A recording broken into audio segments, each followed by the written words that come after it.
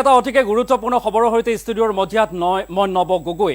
ৰাজ্যৰ মুখ্যমন্ত্ৰী ডক্টৰ হিমন্ত বিশ্ব শৰ্মাই বৃহৎ ঘোষণা কৰিছে, ভাল খবৰ দিছে ৰাজ্যবাসীক। আৰু এতিয়াৰ পৰা আপুনি যদি ঘৰ বনাবৰ বাবে সপোন দেখিছে তেনেহ'লে আপুনি চৰকাৰে আপোনাক ঋণ প্ৰদান কৰিব আৰু চৰকাৰী ঋণ লৈ আপুনি আপোনাৰ সপোনৰ ঘৰখন বা হেঁপাহৰ ঘৰখন নিৰ্মাণ কৰিব পাৰিব। 1 লাখ 2 লাখ 3 লাখ টকা নহয়, সৰ্বমুঠ 30 লাখ টকা পৰ্যন্ত চৰকাৰে ঋণ দিব আৰু কম সুদত আপুনি ঋণ লৈ আপোনাৰ হেঁপাহৰ ঘৰখন নিৰ্মাণ কৰিব পাৰিব বুলি আজিৰ দিনটোত কেবিনেটত সিদ্ধান্ত লৈ ৰাজ্যৰ মুখ্যমন্ত্ৰী ডক্টৰ হিমন্ত বিশ্ব শৰ্মাই এই ভাল খবৰটো প্ৰকাশ কৰিছে।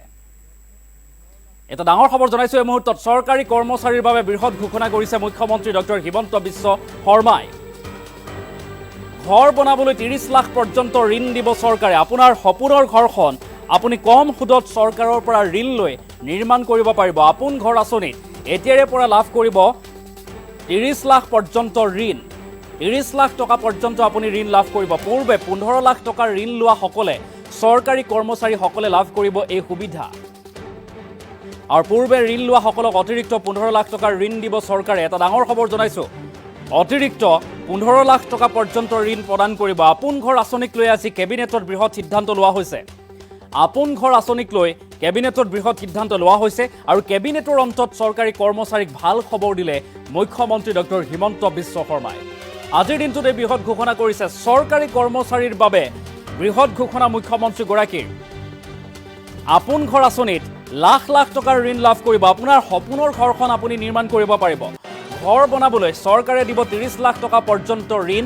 কম সুদত আপুনি এই ঋণ লাভ কৰি আপোনাৰ সপোনৰ বা হেঁপাহৰ ঘৰখন আপুনি নিৰ্মাণ কৰিব পাৰিব, সজাই ল'ব পাৰিব। আৰু পূৰ্বে 15 লাখ টকা ঋণ লোৱা চৰকাৰী কৰ্মচাৰীসকলে লাভ কৰিব এই সুবিধা। 15 লাখ নহয়, এতিয়াৰে পৰা 30 লাখ টকা পৰ্যন্ত ঋণ ল'ব পাৰিব আপোন ঘৰ আঁচনিত। এনেদৰে এই বৃহৎ ঘোষণা কৰিছে বা কেবিনেটত সিদ্ধান্ত গ্ৰহণ কৰি ৰাজ্যবাসীক ভাল খবৰ দিছে মুখ্যমন্ত্ৰী ডক্টৰ হিমন্ত বিশ্ব শৰ্মাই। মন্তব্য আছে, মুখ্যমন্ত্ৰীগৰাকীয়ে কি কৈছিল সেই মন্তব্য আগবঢ়াইছো।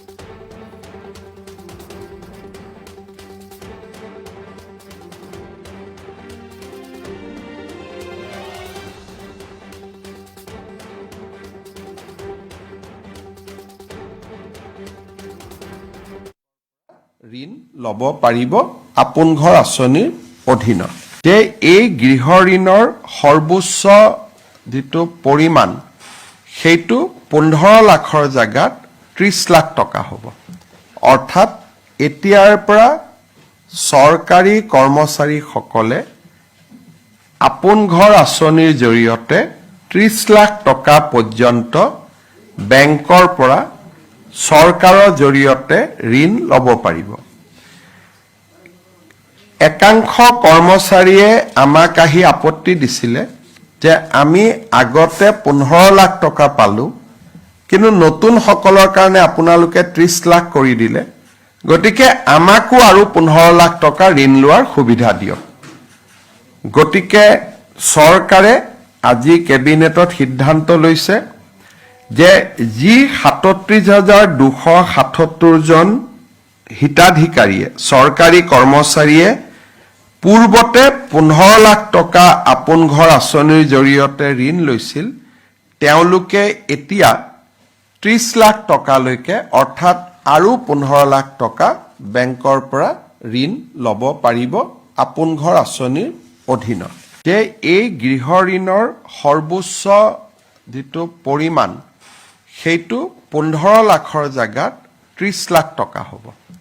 অৰ্থাৎ এতিয়াৰ পৰা চৰকাৰী কৰ্মচাৰীসকলে আপোন ঘৰ আঁচনিৰ জৰিয়তে 30 লাখ টকা পৰ্যন্ত বেংকৰ পৰা চৰকাৰৰ জৰিয়তে ঋণ ল'ব পাৰিব।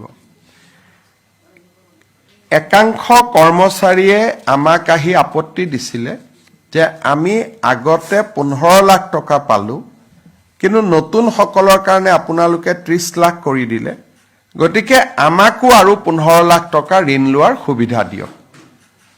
গতিকে চৰকাৰে আজি কেবিনেটত সিদ্ধান্ত লৈছে যে যি 37,277 জন হিতাধিকাৰীয়ে চৰকাৰী কৰ্মচাৰীয়ে পূৰ্বতে 15 লাখ টকা আপোন ঘৰ আঁচনিৰ জৰিয়তে ঋণ লৈছিল, তেওঁলোকে এতিয়া 30 লাখ টকালৈকে অৰ্থাৎ আৰু 15 লাখ টকা বেংকৰ পৰা ঋণ ল'ব পাৰিব আপোন ঘৰ আঁচনিৰ অধীনত যে এই গৃহ ঋণৰ সৰ্বোচ্চ যিটো পৰিমাণ সেইটো 15 লাখৰ জাগাত 30 লাখ টকা হ'ব